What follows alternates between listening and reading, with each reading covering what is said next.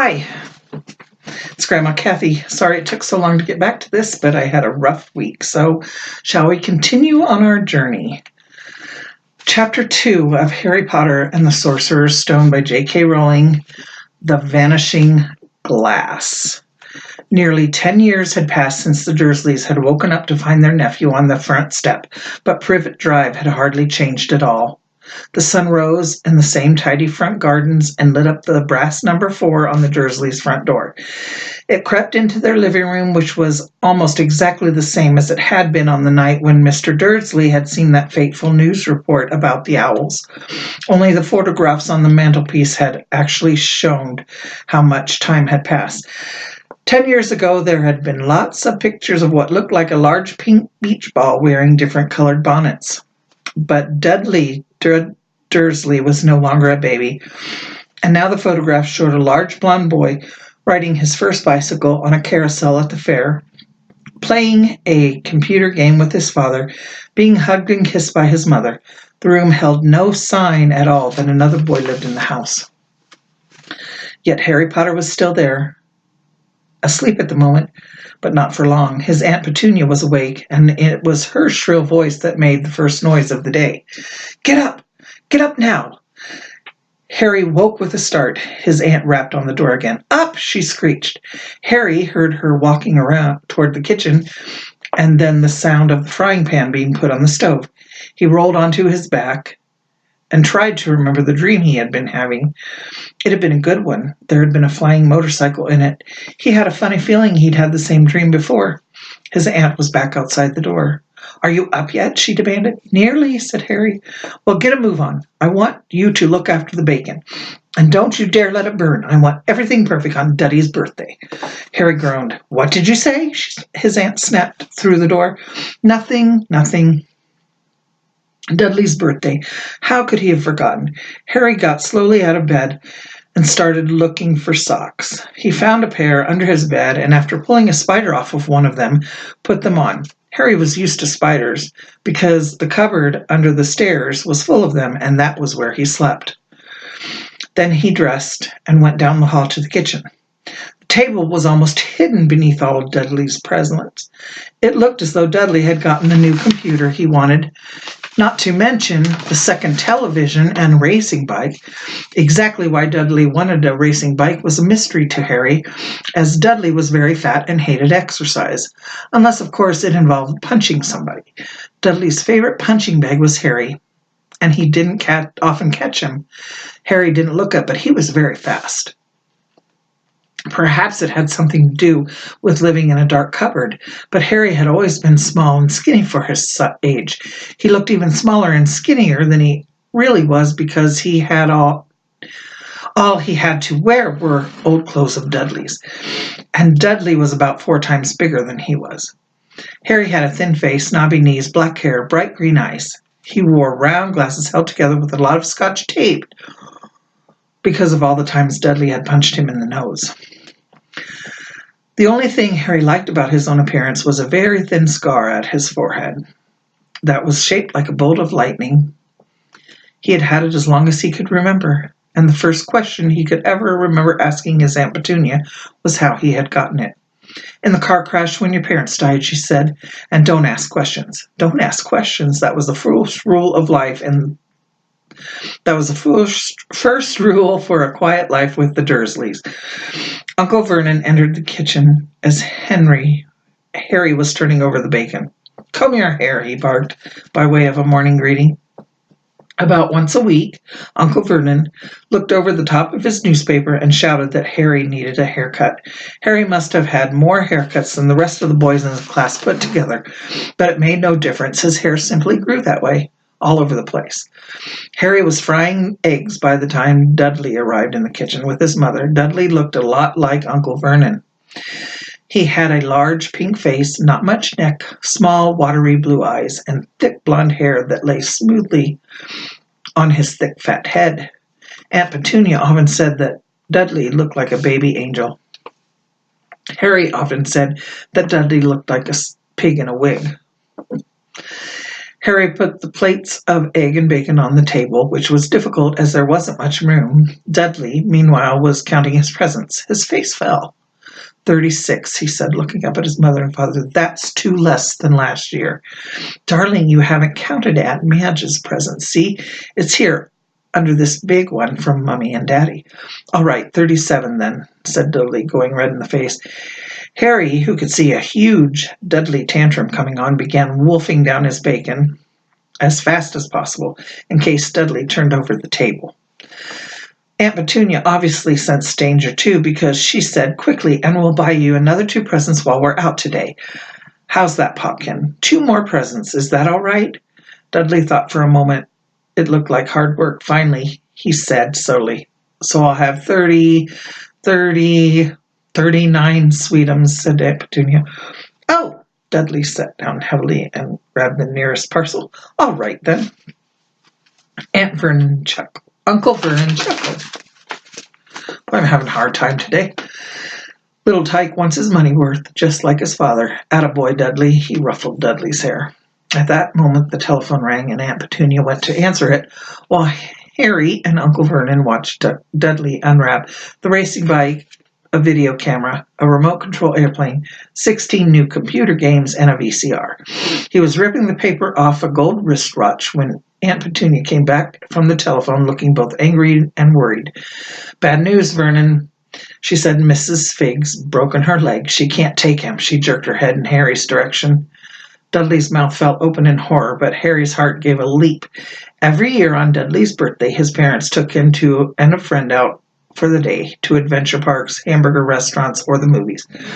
Every year, Harry had been left behind with Miss Figg, a mad old lady who lived 2 streets away. Harry hated it there. The whole house smelled of cabbage, and Miss Figg made him look at photographs of all the cats she had ever owned. Now what? Said Aunt Petunia, looking furiously at Harry as though he'd planned this. Harry knew he ought to feel sorry for Mrs. Figg had broken her leg, but it wasn't easy when he reminded himself it would be a whole year before he had to look at Tibbles, Snowy, Miss Pauls, and Tuffy again. We could phone Marge, said Uncle Vernon. Don't be silly, Vernon. She hates the boy. The Dursleys often spoke about Harry like this, as though he wasn't there, or rather, as though he was something very nasty that couldn't understand them, like a slug. What about, what's her name, your friend, Yvonne?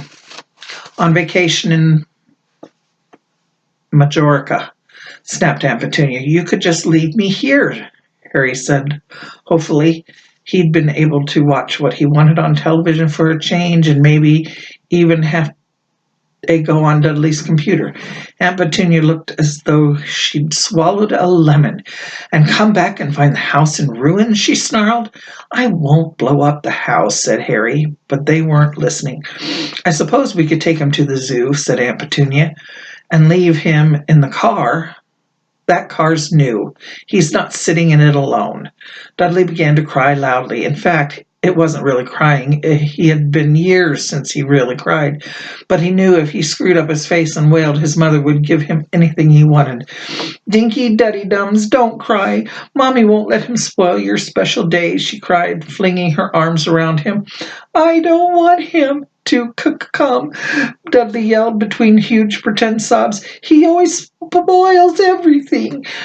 He shot Harry a nasty grin through the gape of his mother's arms. Just then the doorbell rang. Oh, good Lord, they're here, said Aunt Petunia frantically. A moment later, Dudley's best friend, Piers Bulkus, walked in with his mother. Piers was a scrawny boy with a flat face like a rat. He was usually the one who held people's arms behind their backs while Dudley beat them. Dudley stopped pretending to cry at once. Half an hour later, Harry, who couldn't believe his luck, was sitting in the back of the Dursleys' car with Piers and Dudley on the way to the zoo for the first time in his life. His aunt and uncle hadn't been able to think of anything else to do with him, but before they left, Uncle Vernon had taken Harry aside. I'm warning you, he said. putting a very large purple face right close to Harry's. "I'm warning you now, boy. Any funny business, anything at all, and you'll be in that cupboard from now until Christmas." "I'm not going to do anything," said Harry, honestly, but Uncle Vernon didn't believe him. No one ever did. The problem was, strange things often happened around Harry, and it was just no good telling the Dursleys he didn't make them happen. Once, Aunt Petunia, tired of Harry coming back from the barber's looking as though he hadn't been at all, had taken a pair of kitchen scissors and cut his hair so short he was almost bald except for his bangs, which she left to hide that horrible scar. Dudley had laughed himself silly at Harry, who spent a sleepless night imagining school the next day, where he was already laughed at for his baggy clothes and taped glasses. Next morning, however, he had gotten up to find his hair exactly as it had been before Aunt Petunia sheared it all off. It had been given a week in his cupboard for it, even though he tried to explain that he couldn't explain how it had grown back so quickly. Another time Aunt Petunia had been trying to force him into a revolting old sweater of Dudley's, brown with orange puffballs. The harder she tried to pull it over his head, the smaller it seemed to become, until finally it might have fitted a hand puppet, but certainly wouldn't fit Harry. Aunt Petunia had decided it must have shrunk in the wash, and to his great relief, Harry wasn't punished. On the other hand, he'd gotten into trouble for being found on the roof of the school kitchens. Dudley's gang had been chasing him as usual, as much to Harry's surprise as anyone else's. He was sitting on the chimney. The Dursleys had received a very angry letter from Harry's headmistress telling them Harry had been climbing school buildings. But all he tried to do, as he shouted at Uncle Vernon through the locked door of his cupboard, was jump behind the big trash cans outside the kitchen doors. Harry supposed the wind must have caught him in mid-jump. But today, nothing was going to go wrong. It was even worth being with Dudley and Piers to be spending the day somewhere that wasn't school, his cupboard, or Miss Fig's cabbage-smelling living room. When he drove, Uncle Vernon explained to Aunt Petunia he liked to complain about things.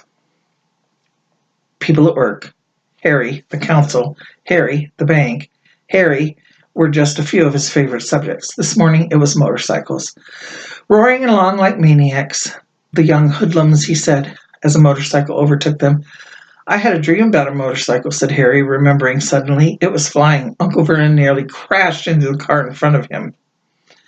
He turned right around in his seat and yelled at Harry, his face like a gigantic beet with a mustache. "Motorcycles don't fly!" Dudley and Piers snickered. "I know they don't," said Harry. "It was only a dream." But he wished he hadn't said anything. If there was one thing the Dursleys hated even more than his asking questions, it was his talking about anything, acting in a way it shouldn't, no matter if it was a dream or even a cartoon. They seemed to think he might get dangerous ideas. It was a very sunny Saturday, and the zoo was crowded with families. The Dursleys brought Dudley and Piers large chocolate ice creams at the entrance, and then, because a smiling lady in the van asked Harry what he wanted before they could hurry him away, they bought him a cheap lemon ice pop. It wasn't bad either, Harry thought, licking it as they watched a gorilla scratching its head, who looked remarkably like Dudley, except that it wasn't blonde. Harry had the best morning he'd had in a long time. He was careful to walk a little way apart from the Dursleys so that Dudley and Piers, who were starting to get bored with the animals by lunchtime, wouldn't fall back on their favorite hobby of hitting him. They ate in the zoo restaurant, and when Dudley had a tantrum because his Knickerbocker Glory didn't have enough ice cream on top, Uncle Vernon bought him another one, and Harry was allowed to finish the first. Harry felt afterward that he should have known it was all too good to last. After lunch, they went by the reptile house. It was cool and dark in there, with lit windows along the walls. Behind the glass, all sorts of lizards and snakes were crawling and slithering over bits of wood and stone. Dudley and Piers wanted to see the huge poisonous cobras and thick man-crushing pythons. Dudley quickly found the largest snake in the place. It could have wrapped its body twice around Uncle Vernon's car and crushed it into a trash can. But at the moment it didn't look in the mood. In fact, it was fast asleep.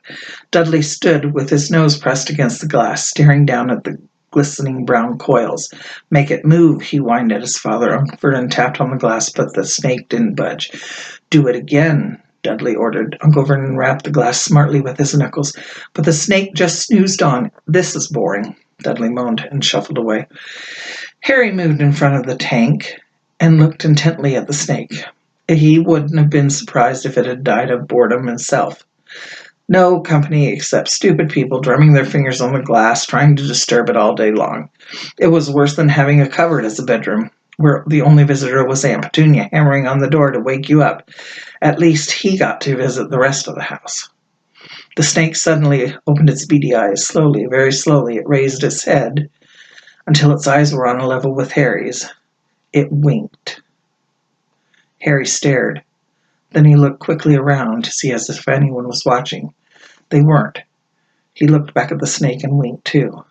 The snake jerked its head toward Uncle Vernon and Dudley and raised his eyes to the ceiling, gave Harry a look that said quite plainly, "I get that all the time." "I know," Harry murmured through the glass, though he wasn't sure the snake could hear him. "It must be really annoying." The snake nodded vigorously. "Where did you come from, anyway?" The snake jabbed its tail at the sign next to the glass. Harry peered at it. "Boa constrictor, Brazil. Was it nice there?"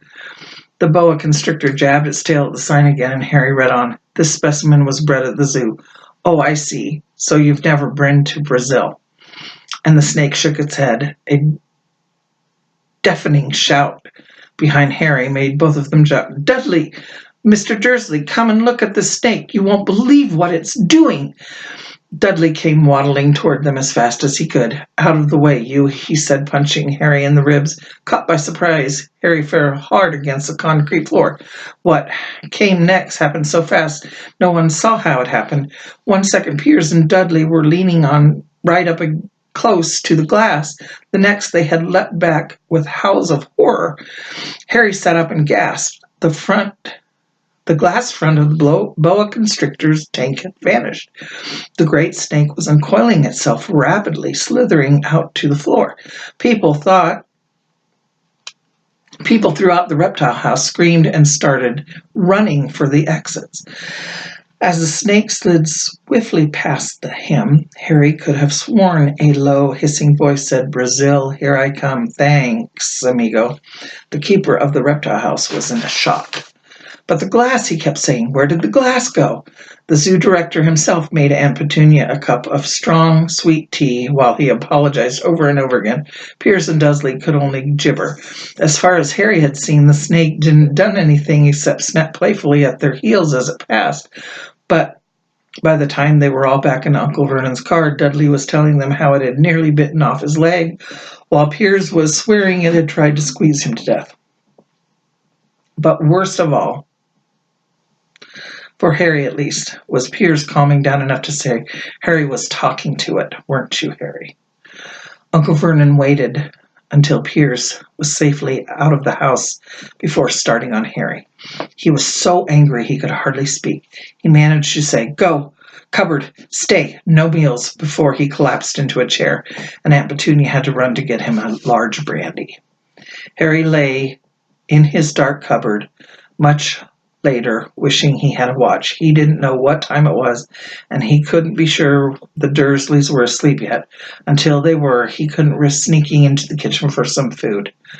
He'd lived with the Dursleys almost 10 years, 10 miserable years, as long as he could remember, ever since he'd been a baby and his parents had died in that car crash. He couldn't remember being in the car when his parents had died. Sometimes he strained his memory. During long hours in his cupboard, he came up with a strange vision, a blinding flash of green light and burning pain in his forehead. This, he supposed, was the crash, though he couldn't imagine where all the green light came from. He couldn't remember his parents at all. His aunt and uncle never spoke about them, and of course he was forbidden to ask questions. There were no photographs of them in the house. When he had been younger, Harry had dreamed and dreamed of some unknown relation coming to take him away, but it had never happened. The Dursleys were his only family. Yet sometimes he thought, or maybe hoped, that strangers in the streets seemed to know him. Very strange strangers they were. A tiny man in a velvet top and a bow had bowed to him once while out shopping with Aunt Petunia and Dudley. After asking Harry furiously if he knew the man, Aunt Petunia had rushed them out of the shop without buying anything. A wild-looking woman dressed all in green had waved merrily at him once on a bus. A bald man with very long purple coat had actually shaken his hand in the street the other day and then walked away without a word.